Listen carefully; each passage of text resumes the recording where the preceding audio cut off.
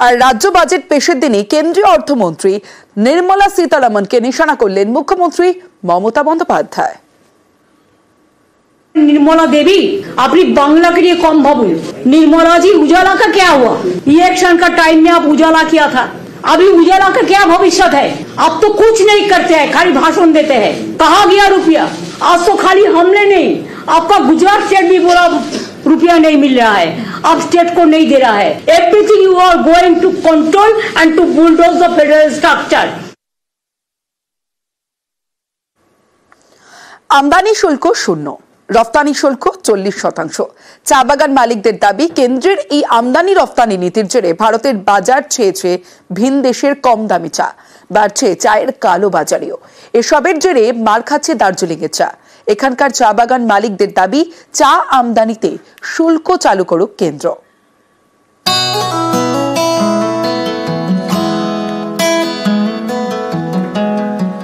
দার্জিলিং চা জগৎ জোড়া খ্যাতি, সেই চায়ের বাজারেই ধস। কারণ বাজারে ছেয়েছে নকল দার্জিলিং টি, নেপালের সস্তার চা। সেসবই দার্জিলিং টি নামে বিক্রি হচ্ছে বাজারে। গোদের উপর বিস্ফোরক কেনিয়া এবং ভিয়েতনামের চা, এইসব দেশের চাও ছড়িয়ে পড়ছে ভারতের বাজারে। এ নিয়ে উদ্বিগ্ন উত্তরবঙ্গের চা বাগান মালিকরা। মঙ্গলবার আলিপুরদুয়ারের কালচিনিতে তারা এ নিয়ে সম্মেলনও করেন।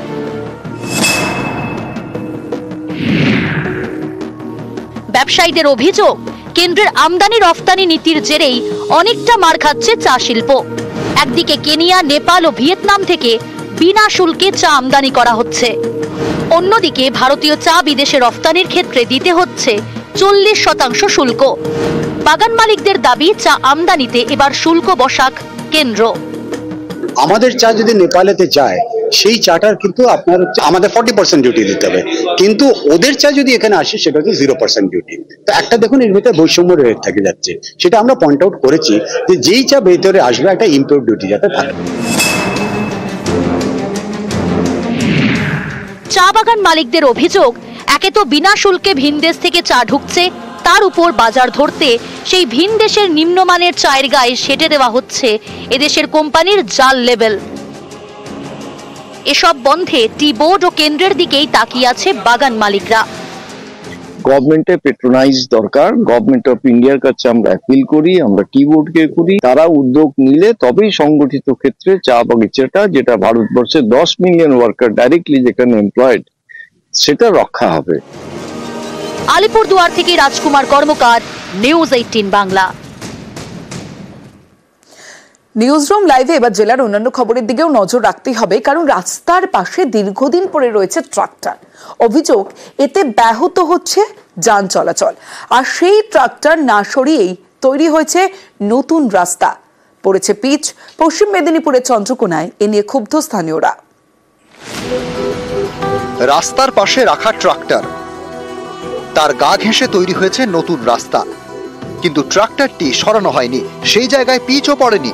চন্দ্রকোনার এ ছবি সোশ্যাল মিডিয়ায় পোস্ট করেন এক যুবক, যা ঘিরে জোর শোরগোল। রাস্তা তৈরি হচ্ছে, সেখানে একটা স্ট্রেচ অফ রোড, একটা যে স্মল প্যাচ অফ রোড বাকি রয়ে গেল, মাঝখানে ট্রাক্টর আছে বলে। সেটা হয়তো কোথাও না কোথাও যার ট্রাক্টর তারও যতটা রেসপন্সিবিলিটি, বাকি কন্ট্রাক্টর থেকে শুরু করে লোকাল অ্যাডমিনিস্ট্রেশনের যতটা রেসপন্সিবিলিটি। পশ্চিম মেদিনীপুরের চন্দ্রকোনা পুরসভার 7 নম্বর ওয়ার্ড বোনা এলাকা, এখানকার একটি রাস্তার পাশে প্রায় মাস 6 ধরে পড়ে রয়েছে একটি ট্রাক্টর। স্থানীয়দের অভিযোগ, এতে যাতায়াতের সমস্যা। সম্প্রতি এই রাস্তা সারানোর উদ্যোগ নেয় চন্দ্রকোনা পুরসভা। বরাদ্দ করা হয় 12,70,000 টাকা।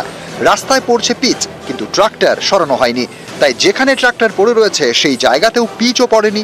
স্থানীয়দের অভিযোগ, এ নিয়ে কাউন্সিলর পুরসভাকে জানিয়েও কাজ হয়নি।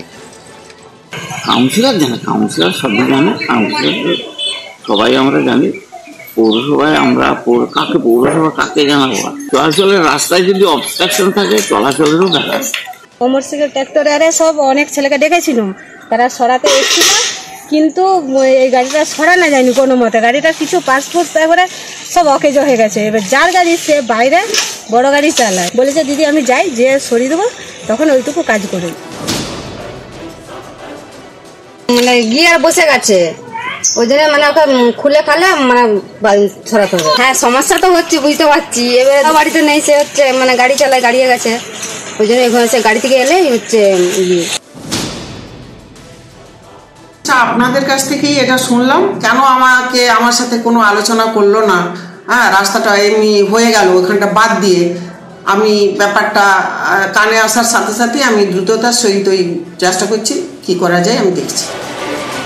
চন্দ্রকোনা থেকে সুকান্ত চক্রবর্তী, নিউজ 18 বাংলা।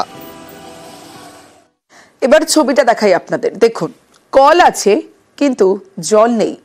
অভিযোগ 2 বছর হয়ে গিয়েছে, তারপরেও কোনো জল প্রকল্প এখনো পর্যন্ত চালু হয়নি।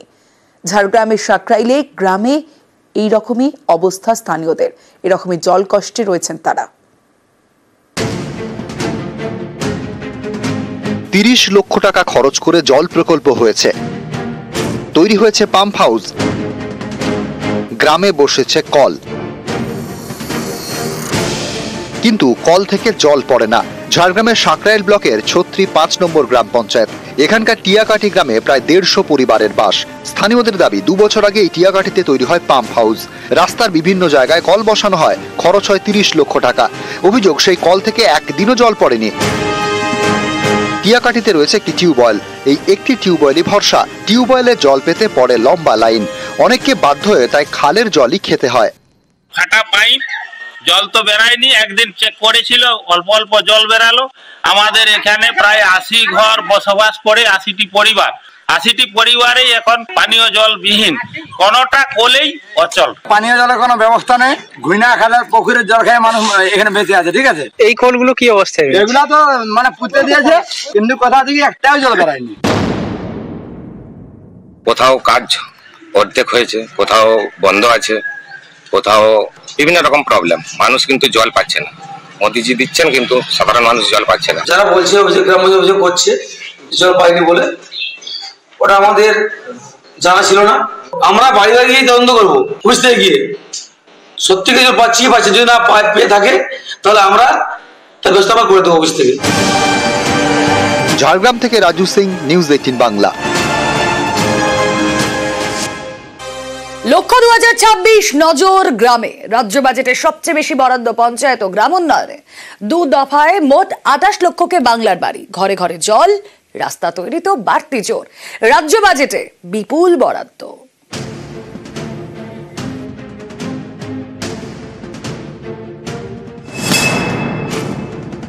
পশ্চিমবঙ্গে মোট বিধানসভা আসন 294, এর মধ্যে পুরসভাহীন পঞ্চায়েত এলাকা ভিত্তিক বিধানসভা আসন 163। এর মধ্যে 21 ভোটে তৃণমূল পায় 126টি আসন। এর থেকে স্পষ্ট গ্রাম যার বাংলা তার। বুধবার পেশ করা বাজেটে সেই গ্রাম বাংলার উন্নয়নেই সবচেয়ে বেশি জোর দিয়েছে রাজ্য সরকার।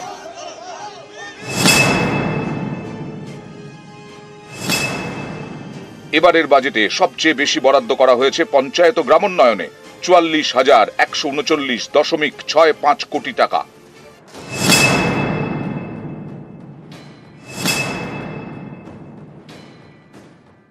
গ্রামের মানুষের বড় ভরসা আবাস, কিন্তু কেন্দ্রীয় সরকার আবাসের টাকা অনেক দিন বন্ধ করে দিয়েছে।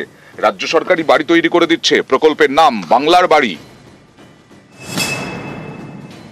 বাংলার বাড়ি প্রকল্পে প্রথম পর্যায়ে 12 লক্ষ উপভোক্তাকে 60,000 টাকা করে দেওয়া হয়েছে। বাজেটে বলা হয়েছে এবার আরো 16 লক্ষ বাংলার বাড়ির জন্য টাকা দেওয়া হবে। 28 লক্ষ পরিবারকে বাড়ির জন্য এই বাজেটে অনুদান করা হয়েছে। 12 লক্ষ মানুষকে আমরা অলরেডি ওদের 14,500 কোটি টাকার মতো লাগবে, সম্ভবত 1400। আমরা অলরেডি হাফ দিয়ে দিয়েছি ডিসেম্বরে, 14,000 সামথিং, এবং বাদ বাকিটা পাবে ওরা জুন মাসে, 6 মাসের মধ্যে। আর দ্বিতীয় যেটা 16 লক্ষ আজকে আবার নেওয়া হলো নতুন করে, যেটা আমরা 28 লক্ষ সার্ভে করেছিলাম, ফিল্ড সার্ভে, সেই 16 লক্ষ মানুষ যারা লিস্টে আছেন এখনো পাননি, তারা ডিসেম্বরের মধ্যে প্রথম কিস্তি পেয়ে যাবেন অর্ধেক, এবং সেকেন্ড কিস্তি তাদের বাড়ি কমপ্লিট হওয়ার আগেই আমরা দিয়ে দেবো। গরিব মানুষ মাটির বাড়িতে থাকা খুবই অসুবিধা হয়। রাজ্য সরকার ঘোষণা করেছে 16 লক্ষ বাড়ির জন্য, ঘর যদি পাই খুবই উপকৃত হব। প্রথমে আমরা ধন্যবাদ জানাচ্ছি আমাদের প্রিয় মুখ্যমন্ত্রী মমতা ব্যানার্জিকে। এলাকাবাসী হিসেবে আমরা গর্বিত এবং আনন্দিত। হ্যাঁ, আজকের বাজেটের ঘোষণা শুনলাম, বাংলার এই আবাস যোজনা নতুন করে 16 লক্ষ উপভোক্তা এই সুযোগ পাবে। আজকের বাংলার মুখ্যমন্ত্রীর এই ঘোষণাকে আমরা সাধুবাদ জানাই। অনেকের মতে এই ঘোষণা অত্যন্ত তাৎপর্যপূর্ণ, কারণ বাংলার বাড়ি প্রকল্পে টাকা দেওয়া মানে শাসক শিবির বারবার কেন্দ্রের বিরুদ্ধে আবাসে বঞ্চনার অভিযোগে সরব হতে পারবে। এছাড়া গ্রামের মানুষের জন্য বাড়ি করে দেওয়া মানে সংশ্লিষ্ট ব্যক্তির ব্যক্তিগত লাভ, গরিব মানুষের জীবনযাত্রার উন্নতি, ভোটে এর ডিভিডেন্ড পাওয়ার জোরালো সম্ভাবনা।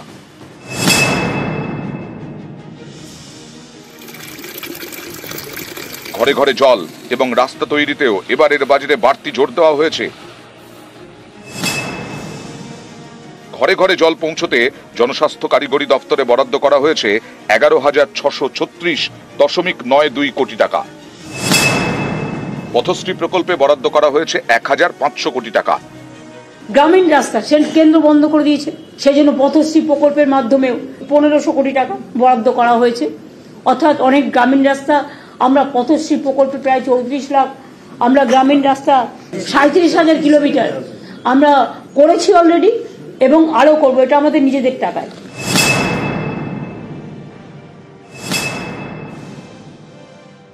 বাজেটে ঘোষণা করা হয়েছে এবার 70,000 আশাকর্মী এবং 1 লক্ষেরও বেশি অঙ্গনওয়াড়ি কর্মীকে স্মার্টফোন দেওয়া হবে। এর জন্য বরাদ্দ করা হয়েছে 200 কোটি টাকা। দিদিকে অসংখ্য ধন্যবাদ। আমাদের এই মোবাইলটা যদি দেওয়া হয় তাহলে আমরা খুবই উপকৃত হব কাজের ক্ষেত্রে। মোবাইলটা হয়ে অনেক সুবিধা হবে। দিদিকে অনেক ধন্যবাদ এই দেওয়ার জন্য। রাজ্য সরকার যেটা দিয়েছেন এটাতে সত্যিই আমরা খুশি। আমরা অনেক দিন ধরেই এটা ডিমান্ড করেছিলাম ফোনের জন্য। যে আমরা এই সংবাদটা পেয়ে সত্যি খুব খুশি হয়েছি।